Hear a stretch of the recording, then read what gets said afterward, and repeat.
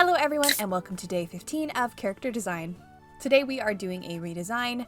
The original artist and information of the character is found in the description on their Toyhou.se page, so if you're interested in that, you can go check it out. But I will put the original character art on screen so we can reference it throughout the video and see what we're working with. Now, this original character art is of a mushroom character. I love the mushroom type characters. I didn't at first for a while, but they've kind of warmed up to me, and I have only now started a small collection of them. Most of them live in my fairy forest, and that is where this character will end up living. But we have Mushie, which is an original design. Skylight, that I adopted kind of recently, which is one of my absolute favorite chaotic designs. She will be getting an update of some sort eventually, but nothing too dramatic because the original is very, very good. Then my other two mushroom characters that live in the City of Sweets due to their very bold and like neonish designs, and that is Daniel and Daphne, which they have their own character design video if you want to see more about them. They are siblings and they are twins and they're so very cute, and I very much loved drawing them when it was their video. But after this redesign, my collection of mushroom characters will be up to a total of 5. Unless I'm forgetting one, but I don't think I am. Now for this design, I do want to keep the normal look of the character, having their face covered. I think that's very cool. I think that's very important that that is an option for him. However, I still do want to finalize a face and what's under it. That way I have a clear understanding of the character and what I want to do with them.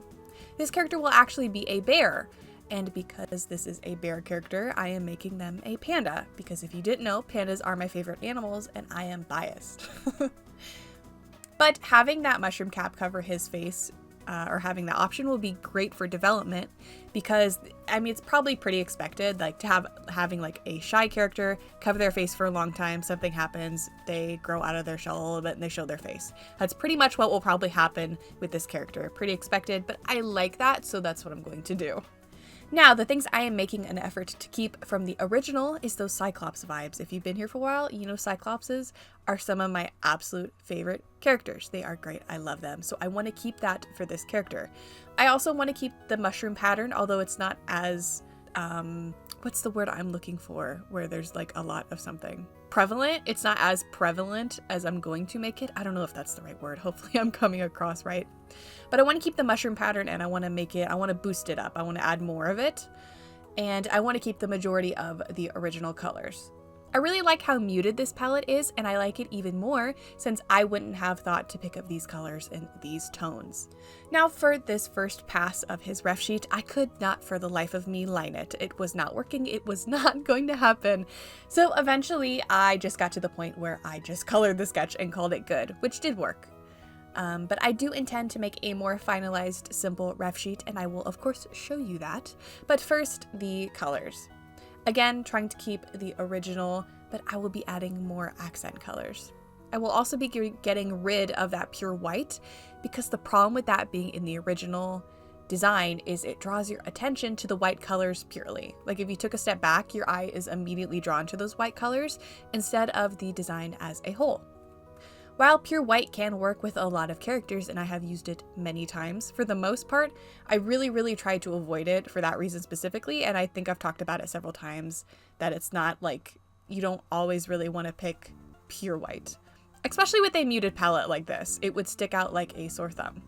Unless, of course, you balanced it appropriately and are intending for the eye to be drawn in somewhere on the design, which I have done both things before. But for this design, I'm not doing either option, so there will be no white here. Instead of using that pure white, I will just be using a lighter color of that original blue, and that will be one of the accent colors. So this color palette will be the 3 original red, tan, green, and blue, but adding 2 accent colors onto the green and blue, and they will be lighter for the blue, darker for the green. And the accent colors will be mimicking that mushroom pattern on the original, which sounds like a lot, but it's pretty simple when you look at the final design. Something I forgot to mention is I'm adding a giant tail. This tail is good for many reasons, the best reason being I wanted it. I really wanted to draw a tail like that. But the other reasons being it keeps the red mushroom pattern being consistently spread through the design, the top, middle, and bottom. But it doesn't overwhelm the design or overwork it. It also helps make his feet and the mushroom cap less dramatic. If you pictured this design without the tail, you would be drawn to the feet or a mushroom cap exclusively. But with the tail, it looks even and like proper, so you aren't drawn to the separate pieces, you're drawn to the whole design instead. And that is pretty much this character's design. I have named this character Mushie. I thought about Mushie, but Chrissy convinced me that Mushie's the better option. I'm still not sure. But his name is Mushie. It's finally, it's what it's gonna be. I've just committed to this. He has actually been living in my brain rent-free ever since I've drawn this ref sheet. I really love him. He has kind of turned into a comfort character, which was really not expected, but appreciated nonetheless. Something important to mention is since he is a mushroom, I have decided that his spots can move over time. So this means his spots don't necessarily have to be the same or universally correct.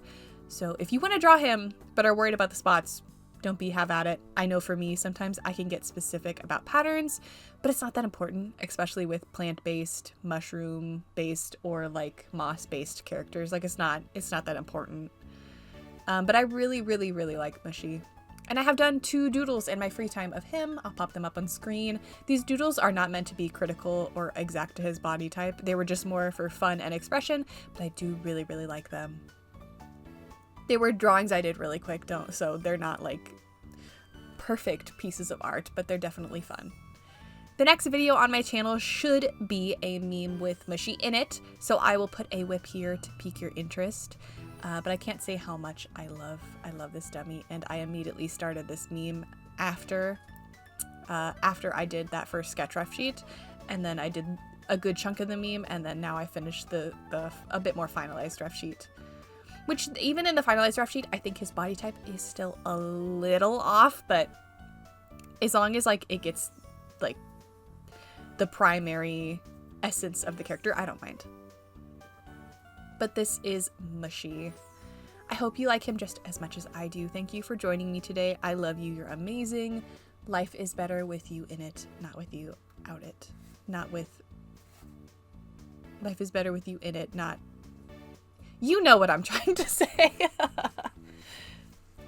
But yeah. Thank you for joining me today. I love you. Bye.